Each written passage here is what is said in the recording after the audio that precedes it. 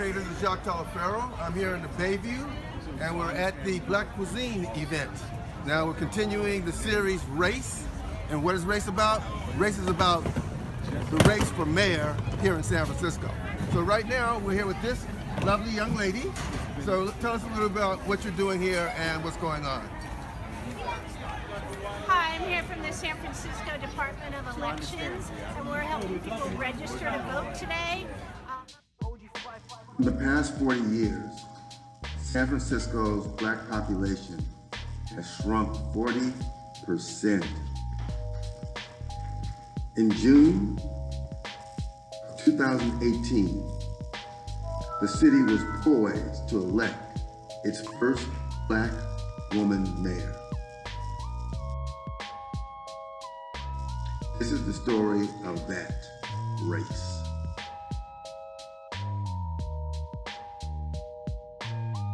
Let's meet the candidates. London Breed, President, San Francisco Board of Supervisors currently, and the supervisor from District 5, London. Welcome. Amy Farrow-Weiss, homelessness activist. Where are you? Hi, Amy. Hi, Amy. Richie Greenberg, a businessman and advisor. Welcome. Jane Kim, San Francisco supervisor for District 6. Welcome, Jane. Ellen Lee Zhao, public health worker. Thank you. Mark Leno, our former California State Senator, Senate District 11. Mark, welcome to you. Michelle Bravo is supposed to be with us tonight, but is not going to be able to join us. But what's on the minds of the people? We are right now in the process of getting the Arthur Coleman building declared historical so that we can preserve some of our history in the Bayview. Hunters Point, we won't know Bayview in 5 years. The gentrification is real. A lot of people we spoke to brought up gentrification. I would say that hopefully the focus in the race is on issues like gentrification and the development of areas that displaces families and homes to places that, you know, they're not accustomed to and where they can't thrive and continue to survive in ways that people should be allowed, particularly in areas that they have history and generations of families. So hopefully that's something that's discussed and maintained throughout. Well, you said you're from Los Angeles. I went to school in Los Angeles, so I know a little bit about LA. Okay. And I think really from town to town, to city, the issues are kind of the same. Absolutely, all over the country. Absolutely, they are. So what is your opinion, young lady? I mean, I agree with all of that. So I think what has happened in the past is gentrification, and it's systemic. It's been put in place a long time ago, and it doesn't really matter who the mayor's been. The racist system continues.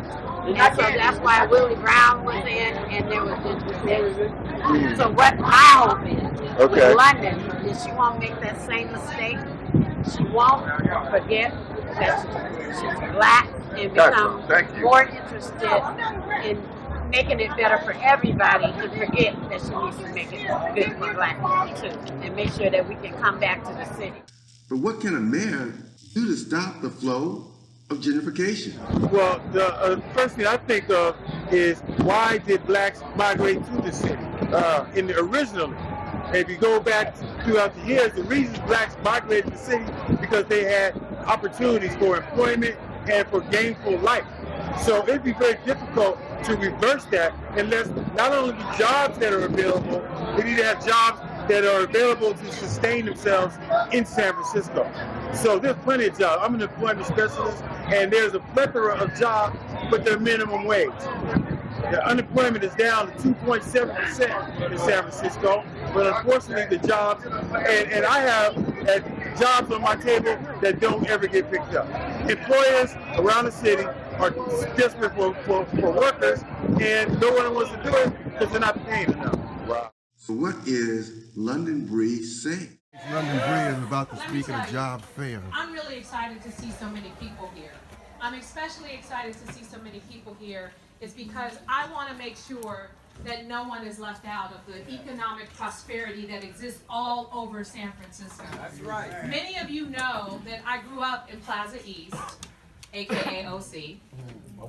Who's here from OC? OC. Okay, good. So we made sure we papered that area because I go over there and I see a lot of the young people, and many times they're saying, I need a job, I need a place to live, I need a job. And so we know in San Francisco, as we grow, as we move forward, it's important to make sure no one is left behind. Right. And the reason why we not only are holding this here, but we're going to be holding things like this at every public housing site, has everything to do with bringing the opportunities directly to the people who don't need it the most. She talks a good game. Can she get the votes? Her supporters seem to think so. Well, I'm Dr. Shelton, and I'm supporting London because I believe the best man for the job is a woman. And I believe that she'll go down in the history book as the first black African-American woman to ever be mayor in San Francisco. So it's historical for me, you know, because that's what I'm about. This is Black History Humanity t-shirts. Okay. I think to piggyback on what Rev said, the one thing about when we talk about making history, we actually have made history. We actually did have our first African-American mayor. It was temporary, and we're going to fix that and get her in there permanently. Now, with the dwindling population of African-Americans here in San Francisco, what do you think the chances are of London winning? Just get the pollination of votes, of course. I'm very pleased to support London Breed as mayor. I think she has an excellent chance of winning. She appeals to all populations here in San Francisco. This morning she opened up a Sunset headquarters on Yolola and 26th Avenue. It was filled with mostly Asian constituents. So I know that she appeals to all populations, and I had all populations to vote for her in the past couple elections when she ran for supervisor for District 5. So even though our population of African Americans is very small, one does appeal to all San Franciscans. London provides for everybody, and she cares about all people, all color, and you know, this would be our first African-American woman leading the city of San Francisco. London Breed automatically gonna win. The first black woman in San Francisco. I've been knowing her since we was kids. All right. So London Breed automatically. All right, well, Willy. But will it be enough? This is Jacquie of course, we've been shooting the film Race for about 2 months and coming down to the day, June 5th, 2018. So one of the candidates is going to win, and we're going to be there to tell you who the winner is. Okay, we're here in City Hall for the film Race. They're actually handing out the first sheets here. I got a summary report if you'd like. Yes, I would like that very much. There's ranked choice voting results for the mayor. Okay. And there's Dee if you need it. You got a lot of literature for us. All right, we're going to have more for you. Thank you, sir. So the first results are in. We're going to check them out, and we'll be following this all night long. With about 60% of the votes in, at least that's what it said on the monitor, we have London ahead, Mark second, and James third. In previous elections, with 60% in, how consistent has that been? Yeah, my stock answer is I don't predict the winner of an election until I certify it at the very end. So that stays pretty much my answer here as well. Whenever a contest or a measure is vote, it's just a matter of processing the ballot. You know, you never know what's going to happen until you get through all the ballot cards and you get the votes reported. Like I don't know. It became obvious we weren't going to get the answers tonight.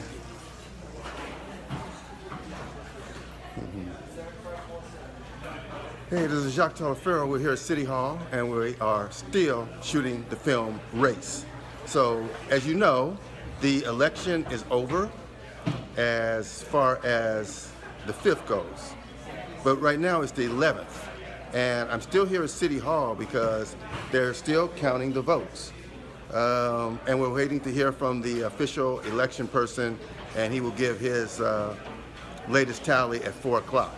So the film Race is still shooting.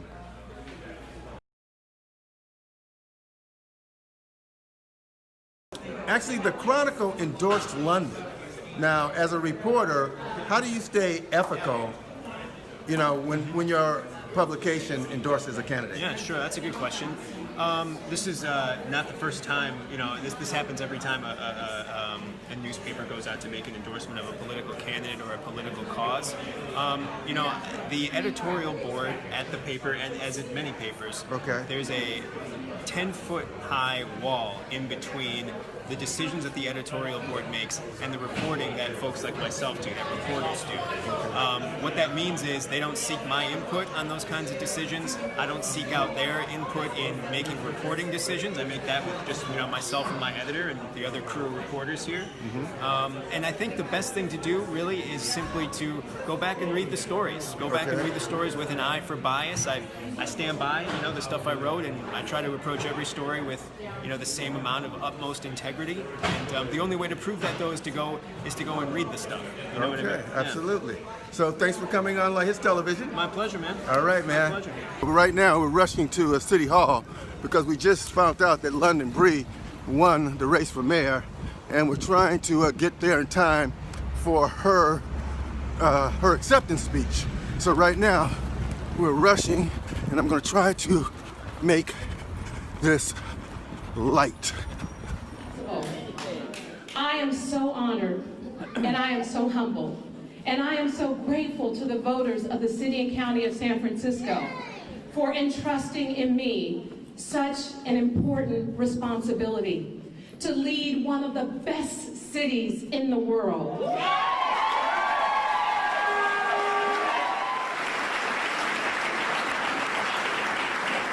If it weren't for the patience of my teachers and my counselors and my community and people telling me to go to college when I didn't even know what college was, if it wasn't for the support of the guys who were hanging out, who basically gave me $20 when I was in college to say stay in school, if it wasn't for a community that believed in me and supported me and raised me and did what was necessary to make sure that I was a success, I would not be here.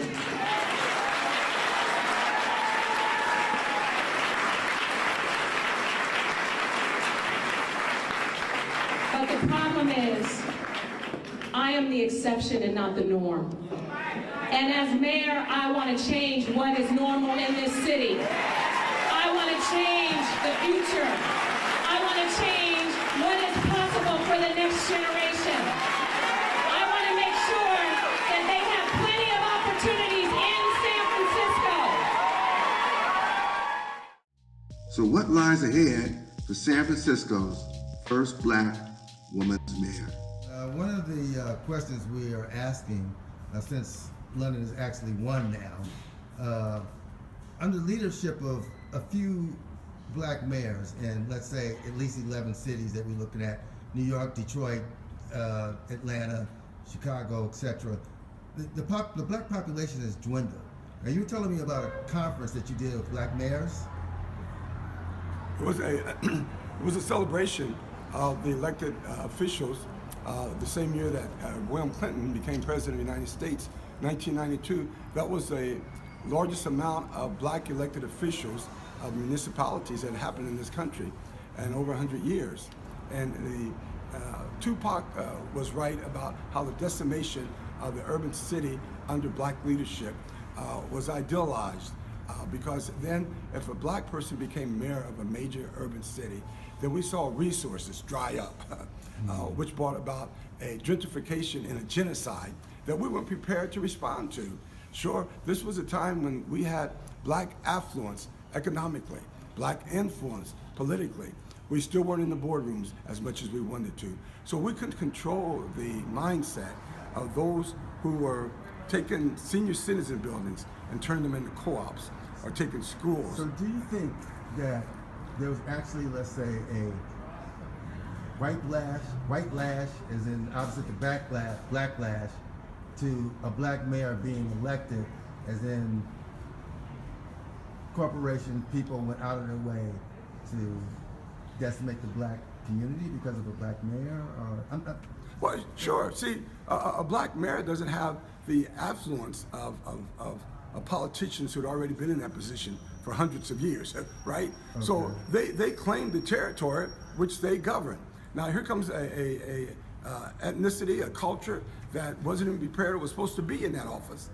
They have to now either abide by the rules that were already set forth or take the norms that seem to restrict the growth of the population which they represent. And in a black mayor's case, unless he was elected totally by a mass of black votes, he doesn't have the governing power or the authority by which those white mayors had. Here in San Francisco, we have different cultures. We have the black culture, African American culture, we have the Asian culture. In New York City, we had the Jewish culture, we had the Puerto Rican culture, we had the African American culture. We were a united nation, so if a black mayor comes into office, he doesn't come in with the same affluence of authority. So as Mayor-elect London Breed takes office, what can she do to turn that tide and start let's say, in-migration of black people? Well, that's a tough one, because that's been happening over the last 20 years that we've left San Francisco. I've been here since 1955, and so I've seen it, and I felt it, and I feel it. And the economy here, and the opportunities. 3% of people in San Francisco are African Americans today. 80% of the 3% live in public and in subsidized housing. So that says something about us and how we're doing economically, the health of our economics in the city. And we're not being, how can she, let me get back to the question. Well, first of all, she has made it just by being elected and who she is and where she comes from and how very proudly she says who she is and where she comes from, and that anybody can be somebody here. But there has to be opportunity. There has to be, and to bring people back, they want to come back for something. Right, so there has to be some jobs here for them to actually make a living at some jobs, some a wage that's some comparable. cultural experience. So that's a tough question.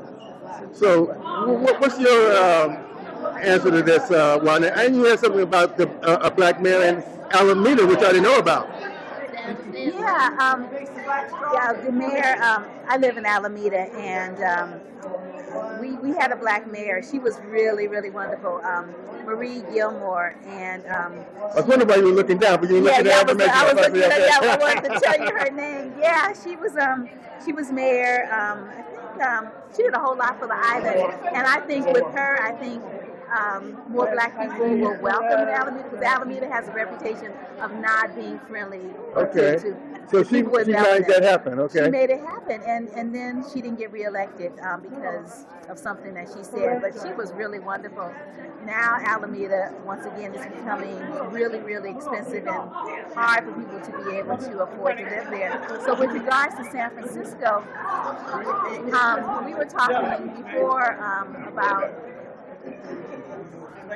San Francisco being a place where people who have education and not people that are struggling, which is, people who are struggling do need housing. So they're always equating black people with like undereducated and struggling. And we need public housing and things like that, exactly. but that's not the case. People should be able to purchase homes, townhomes, condominiums, and things like that in places like San Francisco. How the new mayor is going to handle that, I think maybe the community needs to have a conversation. Let the conversation begin.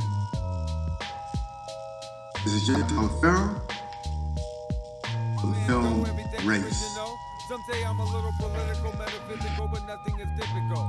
And I'm kind of lyrical, but here we go. Race and politics, how do they intercross? Well, since the beginning. Everything we've done is political and at all costs. We gotta go back to doing like we did before. Before the 14th century in Europe, when all the art was done by the Moors and all the images were black, but they took them away. So I try to bring it back to that very fact.